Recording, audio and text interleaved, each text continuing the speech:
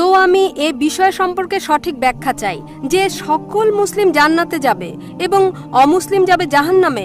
যদি সবাই তারা ভালো কাজ করে, যদি অমুসলিম ভালো কাজ করে, তাহলে কেন তারা জাহান্নামে যাবে? বোন সুন্দর প্রশ্ন করেছেন যে ওনার এক বান্ধবী বলেছেন যে যারা মুসলমান তারা আখিরাতে জান্নাতে যাবে, অমুসলিমরা যাবে দোজখে।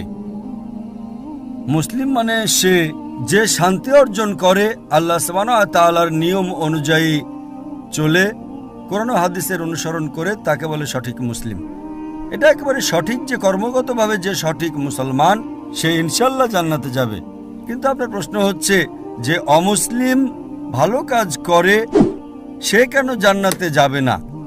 বোন, জান্নাতে যাওয়ার জন্য শর্ত আছে 4টি। যখন আমি আমার 10ম শ্রেণী পাশ করি, আমি সেন্ট পিটার্স স্কুল থেকে পাশ করি, যখন আমি আইসিএসসিতে